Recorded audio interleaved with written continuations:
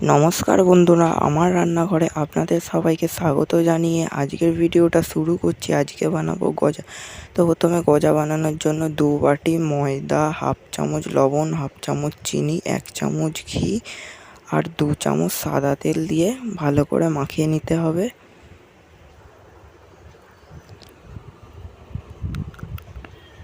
ভালো করে ময়াম দেওয়া হয়ে গেছে, দেখুন এরকম হবে। তারপর অল্প অল্প করে জল দিয়ে মেখে নিতে হবে।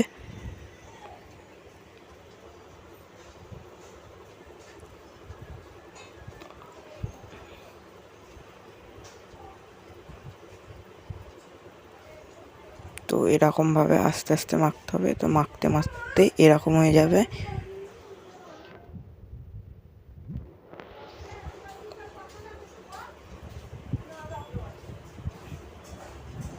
এটা মাখা হয়ে গেছে, এবার কিছুক্ষণ চাপা দিতে হবে।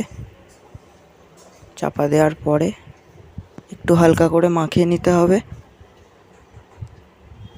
তারপর বেলে নিতে হবে। বেলে নিয়ে একটু ছুরির সাহায্যে কেটে নিতে হবে আর তার উপর করে দিয়ে যেতে হবে।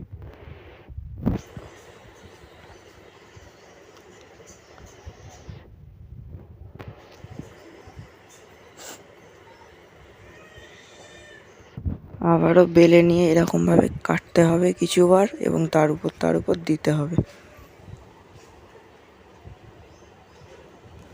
তো দেখতেই পাচ্ছেন মিডিলটা দিয়ে কেটে আবার তার উপর দেওয়া হলো।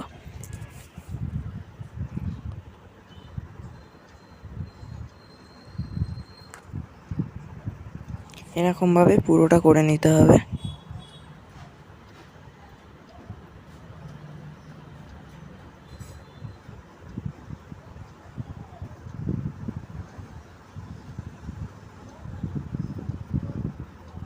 তো এটাই লাস্ট লেয়ার, যেটা দিয়ে দিচ্ছি।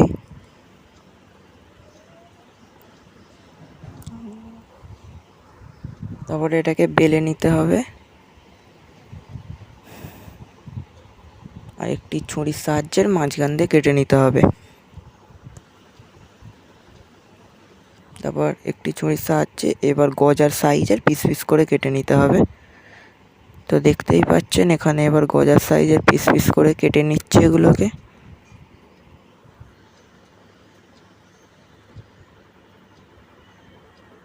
দেখতেই পাচ্ছেন বন্ধুরা কত সুন্দর লাগছে এটা। এরকম তারা ঠিক হবে।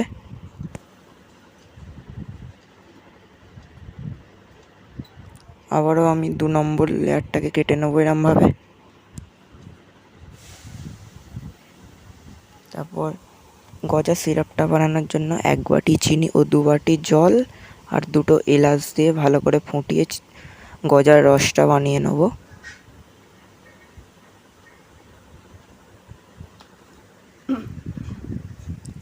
তো এখানে রসটা হয়ে গেছে। এবার কড়াইতে সাদা তেল দিয়ে দিচ্ছি। এরপর এক এক করে গজাগুলো দিয়ে দেবো তেলে ভাজার জন্য।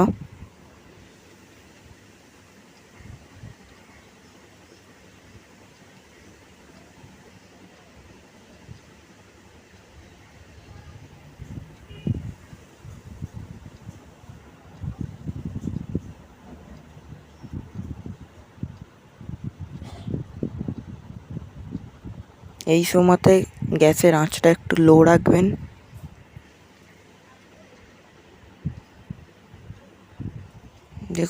দেখুন বেশ লাল লাল করে ভাজা হয়ে গেছে। এবার তুলে নেব।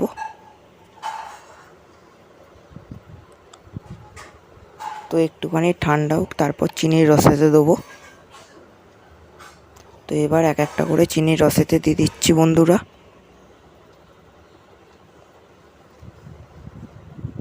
এবার একটু ভালো করে নেড়ে চেড়ে নিতে হবে আর কিছুক্ষণ রেখে দিতে হবে।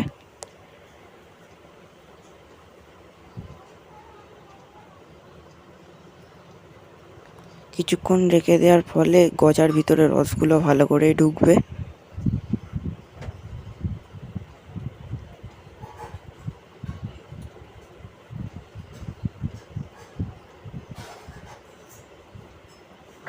তো এবার এক একটা করে তুলে নিচ্ছি। এইভাবেই গজা বানিয়ে দেখুন বন্ধুরা, খুব ভালো খেতে লাগবে। ভিডিওটি ভালো লাগলে একটি সাবস্ক্রাইব ও লাইক কমেন্ট শেয়ার